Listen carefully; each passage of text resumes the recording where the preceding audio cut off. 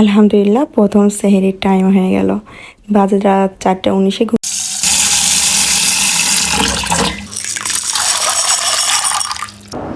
সিঁড়ি খাওয়ার সময় শেষ, আর কেউ সিঁড়ি খাবেন না। আসসালামু আলাইকুম, কেমন আছেন সবাই? আশা করি সবাই ভালো আছেন। রমজান মাস আসলেই ব্যস্ততা শুরু হয়ে যায় দুপুরের দিকে। দুপুর আসলেই মনে হয় আছরের অক্ত চলে আসে, আর চলে আসলেই মনে হয় যেন একটু পরেই ইফতারের টাইম চলে আসবে। তো আমি 3টের দিক থেকেই সব কিছু টুকটাক করে গাছানো শুরু করে দিয়েছিলাম। আর ছেলেটার ঘুম থেকে উঠাই ফেলছিলাম, ভাবছিলাম ও হয়তো বা আজকে বিকেলে না ঘুমাতে পারে, কিন্তু না, ওর তো ঘুমের রুটিন ওরকমই। ওকে ঘুম পড়ানোর পরও আবারও ঘুমের জন্য শুরু করে দিচ্ছে একটু বায়না করা। তো যখন আমি ওর বাবাকে ফোন দিলাম, সে বললো আসবে না ইফতারিতে। তো চুলাটা সম্পূর্ণ নিলাম না, অল্প নিলাম, যেহেতু অল্প মানুষ, অত বেশি নিলে আসলে খেয়ে উঠতে পারবো না এজন্য। আর এখানে আলু সিদ্ধ করতে দিয়েছিলাম, আলু সিদ্ধটা দিয়ে একটু খুব চপ বানাবো, তার জন্য এখানে আলুটা সুন্দর করে ছিলে নিচ্ছিলাম। রাতে তো আমি যেমনিতেও জাগি, আমার জন্য আবার অন্য কিছুই না ভরে ওঠা, কারণ বাবু অনেকবার রাতে ঘুম থেকে ওঠে, তো আমার উঠতে উঠতে একদমই অভ্যাস আছে। তারপরেও সেহরির টাইমটা একটু অন্যরকম ভালো লাগে, ভালো কাজ করে। তো এই জন্য আর কি রোজার মাসটায় তো আসলে অন্যরকম একটা চারপাশে একটা সুবাস লাগে। তো এইদিকে ছোলা ভুনাটাও কিন্তু হয়ে গেছে, আলু দিয়ে খুব সুন্দর করে ধনেপাতা দিয়ে ভুনা করে ফেলছি। আর এটা জর্দার করার জন্য আমি ভিজা দিয়েছিলাম পোলাও চালটা। আর এখানে আমি আলুটা খুব সুন্দর করে একটু হাতে করে মাখাই নিলাম, কারণ ঠান্ডা হয়ে গেছিলো। আমি আর অন্য কিছু ব্যবহার করলাম না, খুব ঝাল করে করব চপটা। এখানে আমি একটু চাট মশলাও দিব, চাট মশলা না দিলে চপে কিন্তু বেশি মজা লাগে না। আর একটু দিয়ে দিলাম এখানে কাঁচা পেঁয়াজটাও দিলাম, যাতে একটু মুখে ভালো লাগে খেতে। তো এখানে অল্প একটু চাট মশলা দিয়ে আমি এখানে একটু দিয়ে দেবো ঘি। একটু অন্যরকম করলাম আর কি ভর্তাটা। আসলে সবসময় তো আলু ভর্তা আমরা খাই, কিন্তু এটা তো একটু চপ করবো, তো একটু আলাদা করে না করলে আসলে হয় না। তো আমি এখানে সুন্দরভাবে একটু করে নিলাম এগুলো চাপটা একটু করে।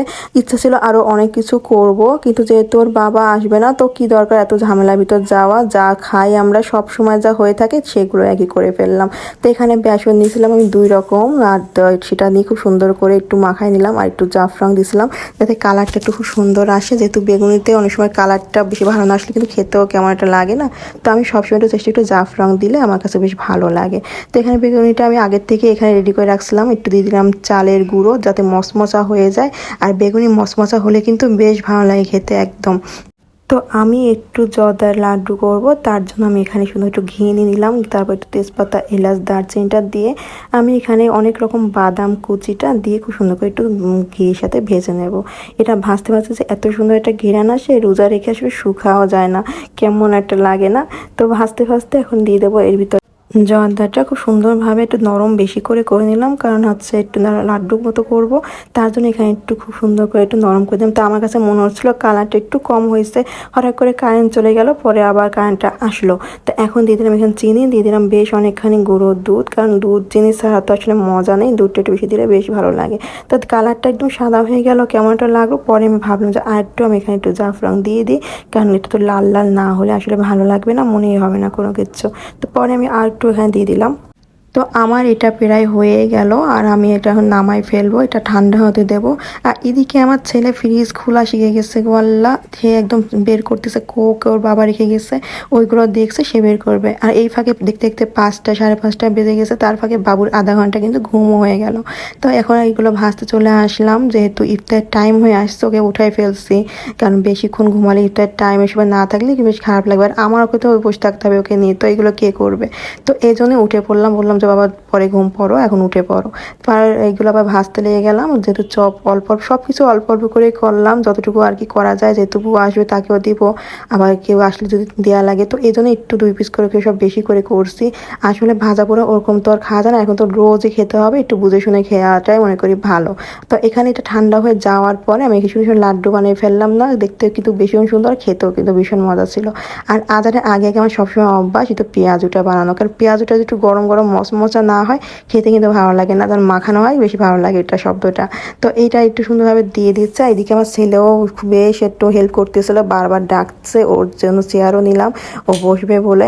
তরমুজটাও তো এফাই কেটে নিলাম। তরমুজটা আসলে ইফতারের সময় তরমুজটা হলে কিন্তু প্রাণ জুড়ে যায়, যদি মনের মতো তরমুজটা হয়, কিন্তু এটা মনে হচ্ছে অতটাও একটা মনের মতন হয়নি আমার। তো যাই হোক, আবার ইফতারটা সুন্দরভাবে গুছগাছ করে ফেললাম খাওয়ার জন্য, আর আজানের অপেক্ষা আর কি। ছেলেকেও পাশে বসায় দিয়েছি, ওর একদমই মুড ছিল না বসার, কারণ ওর ঘুম যাওয়া হয়নি ভালো একটা। পরে ইফতার সেরে আমরা নামাজ সেরে তারপরে এই যে রাতের জন্য একটু রান্না বসাই দিলাম পাঙ্গাস মাছটা, যেহেতু এক তরকারি করবো আর সেহরিতে এরকম ভাজাপুর আসলে খাওয়াটা ঠিক না, দুধটা দিয়ে একটু ভাত খেলে খেজুর দিয়ে সারাদিন বেশ ভালো যায়। তো একটু সিমের বিচি ছিল, ভাবলাম ওইটা দিয়ে দিই, আর একটু দিয়ে দেবো এখানে ধনে পাতা, আর একটু এখানে দিয়ে দেবো টমেটো। তো ওইটা দিয়ে একটু হাতে মাখা মাখা একটু ঝোল হবে, তো ওইটা দিয়ে কিন্তু ভাত খেলে ভীষণ ভালো লাগে। তো কেমন লাগলো ভিডিওটা অবশ্যই কমেন্ট বক্সে জানিয়ে দিও, আর আমার পেজটা অবশ্যই ফলো দিতে ভুলো। সবাই খুব ভালো থেকো, তো ভালো রেখো, আল্লাহ হাফেজ।